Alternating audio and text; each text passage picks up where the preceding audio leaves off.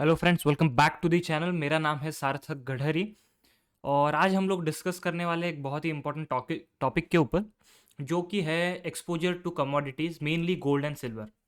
Okay, so मेरे हिसाब से मुझे लग रहा है, according to chart wise inter market analysis को देख करके, सारे जो परम्यूटेशन कॉम्बिनेशंस है वो सारे निकाल के मुझे कैसा लग रहा है कि आने वाले समय में गोल्ड और सिल्वर में ट्रैक्शन आ सकता है। और ये जो एनालिसिस है मैं आपके साथ थोड़ी ही देर में शेयर करूँगा।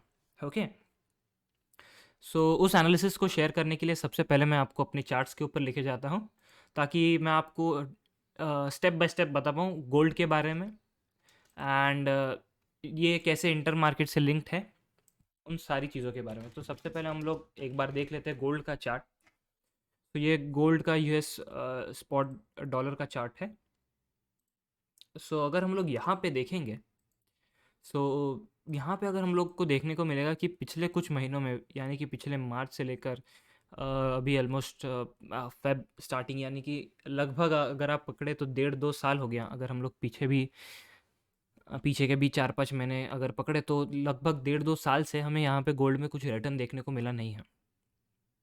ओके, पर अगर हम लोग यहाँ पे देखेंगे तो इलियट वेव के स्ट्रक्चर के वाइज में ये ऐसा लग रहा है कि इसमें एक बुलिश आउटकम हमें यहाँ पे निकल के आ सकता है। ओके, सो उसको पहले दिखाने से पहले let me take you to the dollar index. Okay, so dollar index में अगर हम लोग देखेंगे तो यहाँ पे हम लोग करीबन मार्च के अराउंड यहाँ पे हम लोग टॉप आउट हुए थे, एंड आफ्टर दैट हमें एक 5 वेव इम्पल्सिव रैली देखने को मिली है। ओके, अगर मैं आपको यहाँ पे वीकली चार्ट्स पे लेके चलूँ तो आपको और ज़्यादा अच्छे से समझ में आएगा। We have seen a 5 wave rally from 102 से लेकर 89 तक। So this is I think wave one,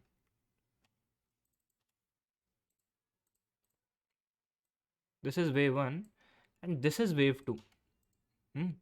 तो अगर ये वन और टू है, सो अगर ये वन है और ये टू है, तो मोस्टली हम लोग नीचे जा रहे हैं। डॉलर इंडेक्स में कितना नीचे जा सकते हैं, वी कैन एक्सटेंड, बट जो हमारा मिनिमम जो रहता है, फोरकास्ट रहता है, that is around,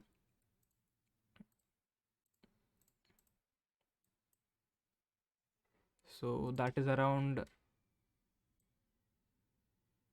okay, so हम लोग अभी है 95 पे, और हमारा जो लोअर लेवल निकल के आ रहा है, जो कि हमारा एक बेरिश फोरकास्ट है, that is around 83।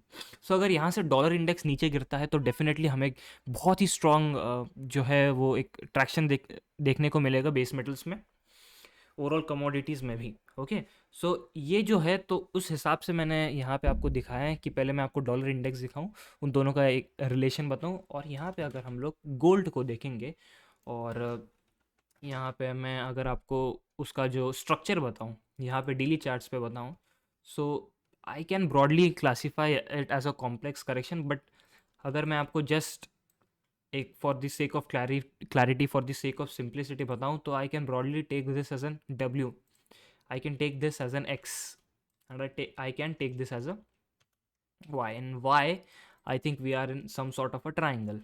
Okay, so ये है एक मेरा एक बहुत ही बुलिश व्यू गोल्ड पे निकल के आ रहा है, that is we are in some sort of a triangle. यहाँ पे हम लोग ट्राइंगल पे है, और ये जो है इम्पॉर्टेंट यहाँ हमें देखना है कि यहाँ पे गोल्ड में हमें ब्रेकआउट कहाँ पे मिलेगा।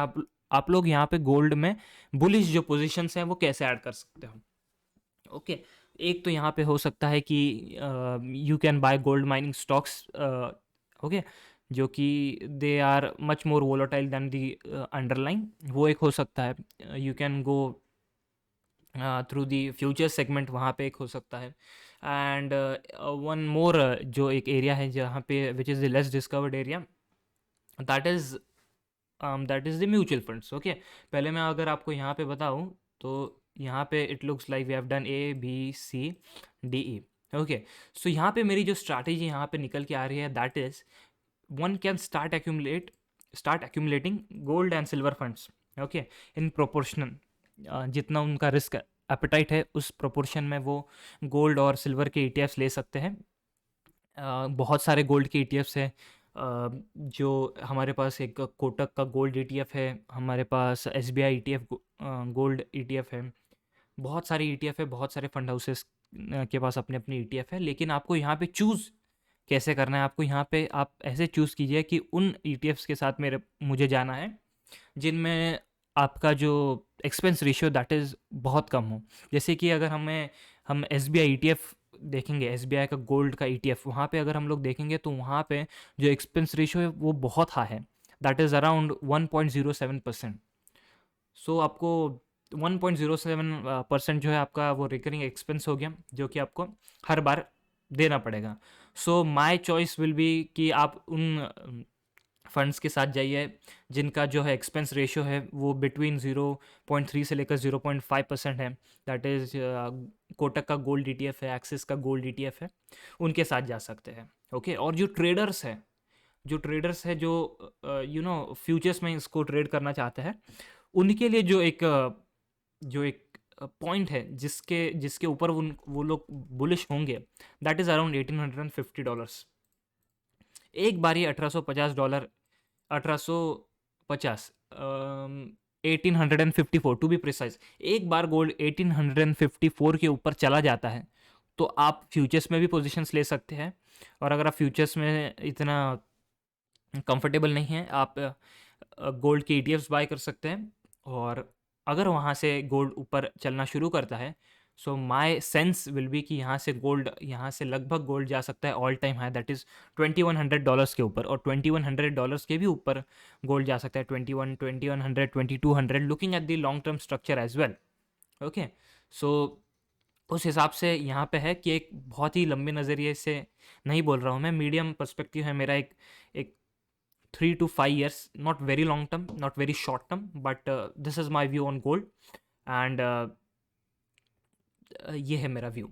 ओके, सो अगर आपको ये वीडियो अच्छा लगा तो आप इस वीडियो के सभी के साथ शेयर कीजिए ताकि वो लोग भी बेनिफिट हो, और जितने भी सोशल मीडिया हैंडल्स के जो लिंक्स हैं वो सारे आपको डिस्क्रिप्शन में मिलेंगे, तो आप उसको ज़रूर एक बार देखिएगा। Thank you, bye bye.